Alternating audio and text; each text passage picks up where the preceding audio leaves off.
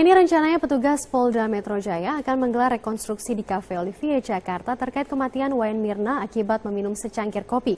Rekonstruksi kali ini merupakan versi polisi yang disesuaikan dengan rekaman CCTV di dalam kafe. Dan informasi selengkapnya akan disampaikan oleh reporter Aftian Siswoyo langsung dari lokasi. Ya, Aftian, apakah rekonstruksi sudah digelar? Ya, Anissa, pagi ini rekonstruksi sedang berjalan ataupun digelar oleh pihak dari Direskrimum Polda Metro Jaya. Rekonstruksi ini sudah berlangsung dari pukul 9 waktu Indonesia bagian Barat. Dan hingga pagi ini pihak kepolisian serta kuasa hukum dari Jessica dan juga Jessica sendiri sudah hadir di Cafe Olivier.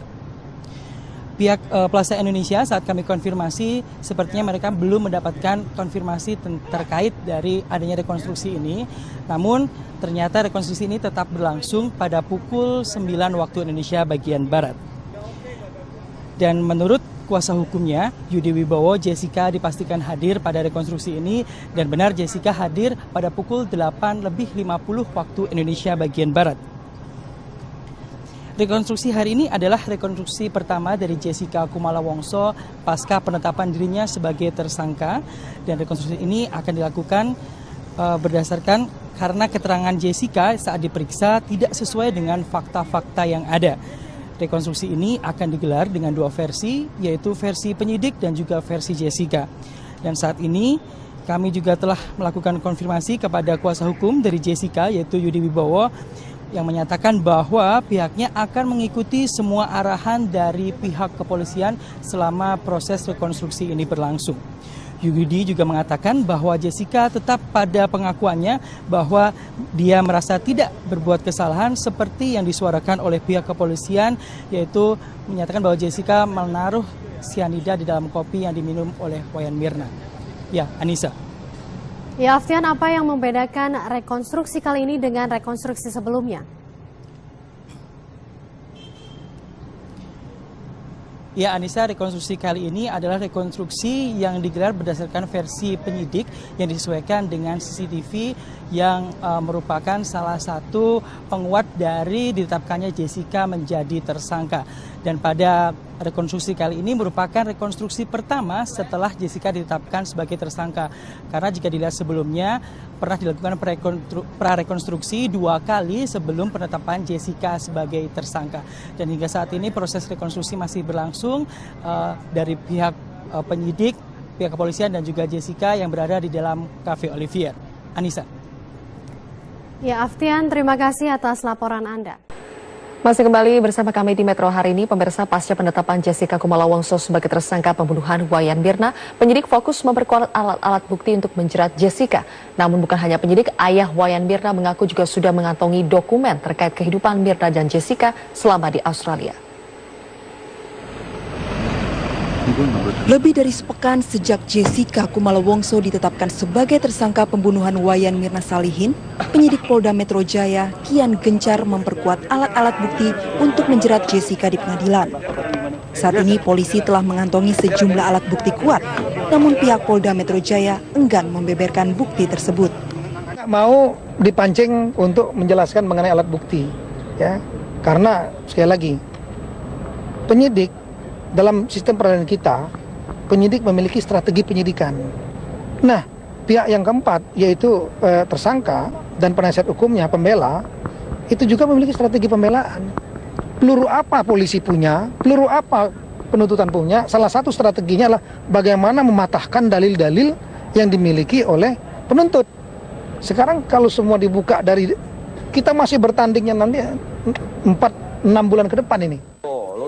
Sementara itu, seakan tak sabar mengungkap misteri kematian putrinya, ayah Wayan Mirna, Dermawan Salihin, 5 Februari kemarin kembali mendatangi Polda Metro Jaya.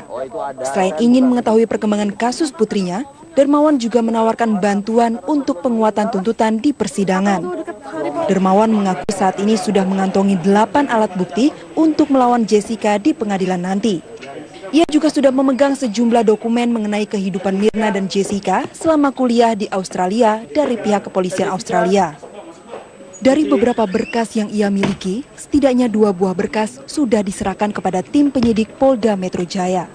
Tujuannya untuk meminta keterangan sampai di mana, seperti itu. Apa yang bisa saya bantu untuk mencari data-data lagi di persidangan. Saya kan ayahnya.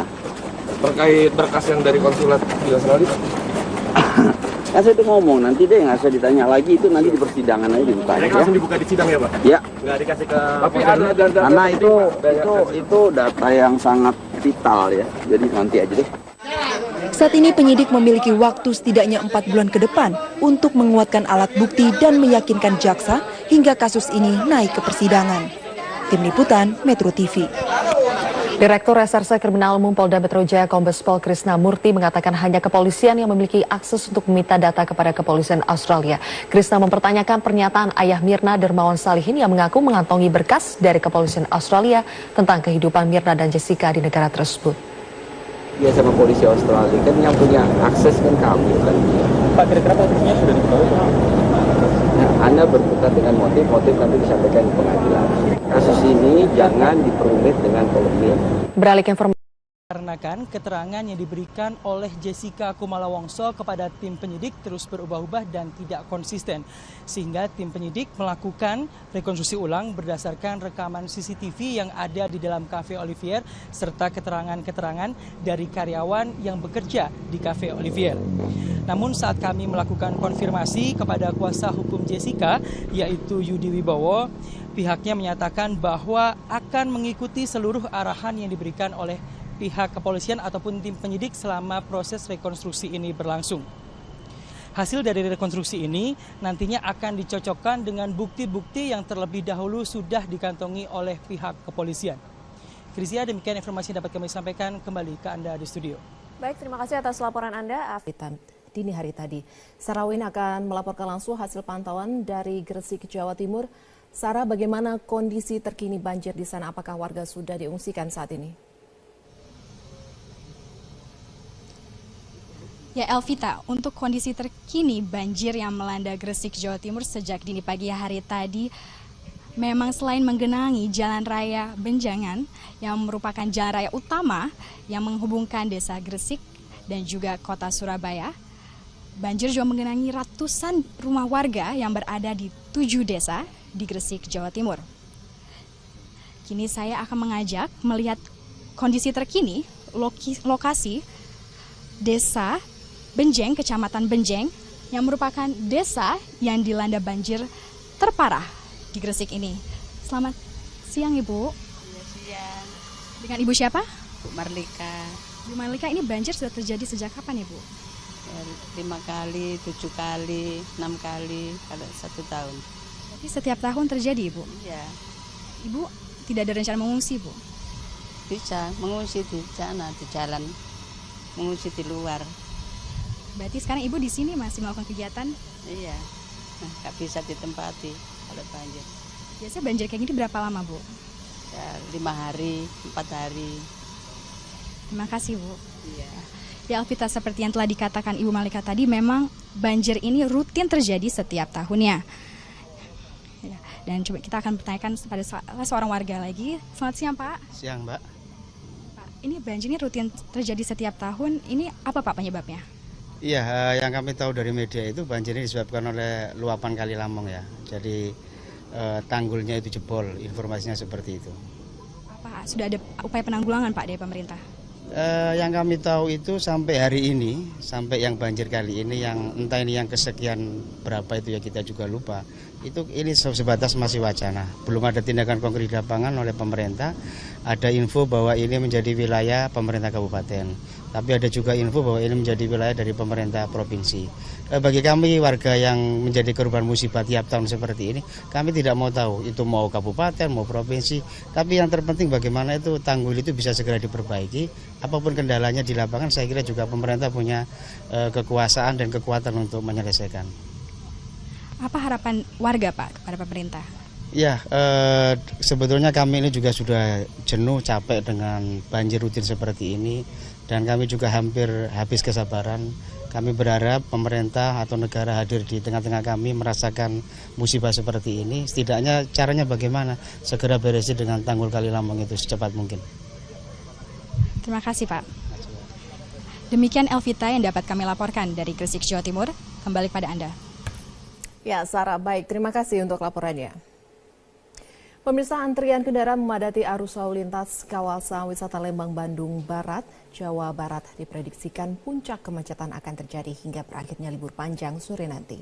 Kemacetan didominasi oleh kendaraan roda 4 dan bus pariwisata dari luar kota Bandung yang akan berwisata ke sejumlah tempat di lokasi di kawasan Lembang.